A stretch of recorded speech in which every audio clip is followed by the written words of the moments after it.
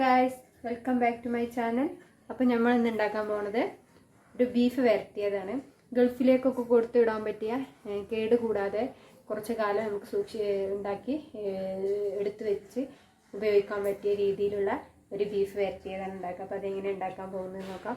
അപ്പോൾ നല്ലോണം കഴുകി വൃത്തിയാക്കി വെച്ചിട്ടുണ്ട് ഞാൻ ബീഫ്. അതൊരു കുക്കറിലേക്ക് നമ്മൾ ഇട്ട് കൊടുക്കാം. അപ്പോൾ 3 കിലോ ബീഫാണ് ഞാൻ ഇവിടെ എടുത്തിട്ടുള്ളത്. അപ്പോൾ അതിലേക്ക് നമ്മൾ ഇഞ്ചി, വെളുത്തുള്ളി, വലിയ ജീരകം, ചെറിയ ഉള്ളി, കുരുമുളക് എന്നിവ നല്ലോണം പേസ്റ്റ് പോലെ അരച്ചെടുത്തിട്ടുള്ളതാണിത്. ഇത് ചേർത്ത് കൊടുക്കാം.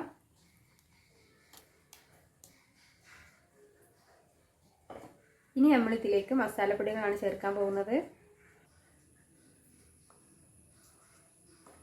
1 ടേബിൾ സ്പൂൺ മഞ്ഞൾപ്പൊടി,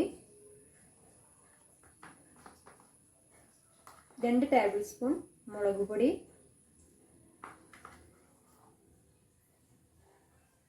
എന്നിട്ട് ഇത് 2 കിലോ ബീഫാണ് എടുത്തിട്ടുള്ളത്.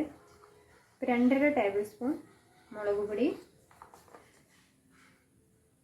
2 ടേബിൾ സ്പൂൺ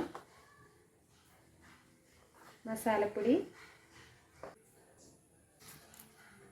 കുറച്ച് വെളിച്ചെണ്ണ എന്നിവ ഒഴിച്ച് നല്ലോണം മിക്സ് ചെയ്ത് വെക്കണം. നല്ലോണം മസാല തേച്ച് വെച്ചിട്ടുണ്ട്. ഈ സ്മെല്ല് കേൾക്കുമ്പോൾ തന്നെ നമുക്ക് വായിൽ വെള്ളം വരും. കുറച്ച് നേരം റെസ്റ്റ് ചെയ്തിട്ട് വേവിക്കാം. എനിക്കിപ്പോൾ സമയമില്ലാത്തതുകൊണ്ട് ഞാൻ വേവിച്ചെടുക്കണേ. ഒരു 70% വെന്ത് കിട്ടണം. ബാക്കി നമ്മൾ ഇതിൽ വെള്ളം ഇറങ്ങി വരും. ഒരു തുള്ളി വെള്ളം പോലും ഇതിൽ ഞാൻ ഒഴിച്ചിട്ടില്ല. അപ്പോൾ ഈ വെള്ളം തന്നെ ഇതിൽ ഇറങ്ങി വരും, ഈ ബീഫിലെ വെള്ളം. അപ്പോൾ അത് നമ്മൾ ആ വെള്ളം വറ്റിച്ചെടുക്കണം. അപ്പോൾ വേവ് കൂടാൻ സാധ്യതയുണ്ട്. അതുകൊണ്ട് 70% വേവാവുന്നത് വരെ കുക്കർ വിസിലടുപ്പിക്കാം. അപ്പോൾ നമ്മൾ ബീഫ് ഇതാ നല്ലോണം വെള്ളമൊക്കെ വറ്റി റെഡി ആയി വന്നിട്ടുണ്ട്. നമുക്ക് ഇത് മൂപ്പിച്ചെടുക്കണം കേട്ടോ. ഞാനൊരു ഉരുളി വെച്ച് അതിലേക്ക് നമ്മൾ വെളിച്ചെണ്ണ ഒഴിച്ച് കൊടുക്കുകയാണ്.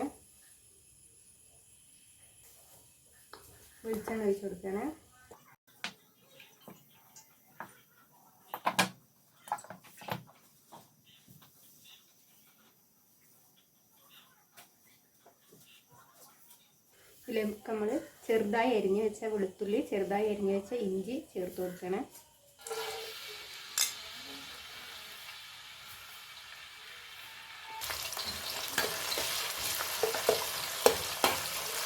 നല്ലോണം മൂത്ത് വരണം കേട്ടോ, അല്ലെങ്കിൽ കേട് വരാൻ സാധ്യതയുണ്ട്. അപ്പോൾ ഇതിലെ വെള്ളത്തിൻ്റെ അംശം ഉള്ളിൽ പോണ വരെ നല്ലോണം മൂപ്പിച്ചെടുക്കണം.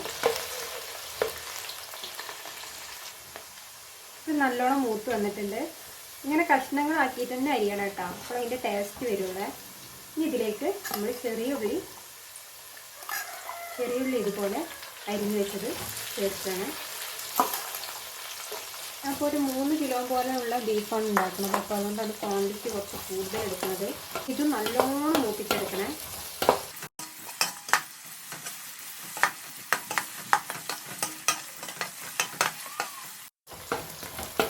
നേരത്തെ പറഞ്ഞതുപോലെ നല്ലോണം ചെറിയ ഉള്ളി നല്ലോണം വഴന്ന് മൂത്ത് കിട്ടണം. അപ്പോൾ നമ്മൾ ഇതിലേക്ക് ബീഫിട്ട് കണ്ടില്ലേ, ചെറിയ ഉള്ളിയും വെളുത്തുള്ളി ഇഞ്ചിയൊക്കെ നല്ലോണം മൂത്ത് വന്നിട്ടുണ്ട്. ഇനി നമുക്കിതിലേക്ക് ബീഫ് ചേർത്ത് കൊടുക്കാം. വേവിച്ച് വെച്ചിട്ടുള്ള ബീഫ് ഇതിലേക്ക് ചേർക്കുന്നു.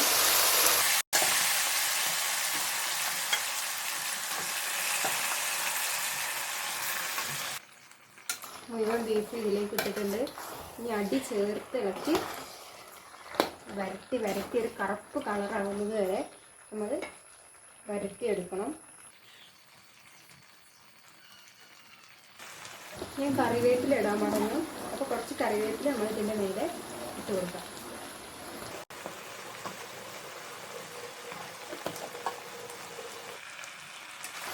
നല്ലോണം ഇളക്കി കൊടുക്കണം, അടി പിടിക്കാൻ പാടില്ല. ഇളക്കി ഇത് വരട്ടി ഒരു കറുപ്പ് കളറാവുന്നത് വരെ നമ്മളിത് ഇളക്കി കൊടുത്തോണ്ടിരിക്കും. അടി പിടിക്കാതെ നോക്കണം.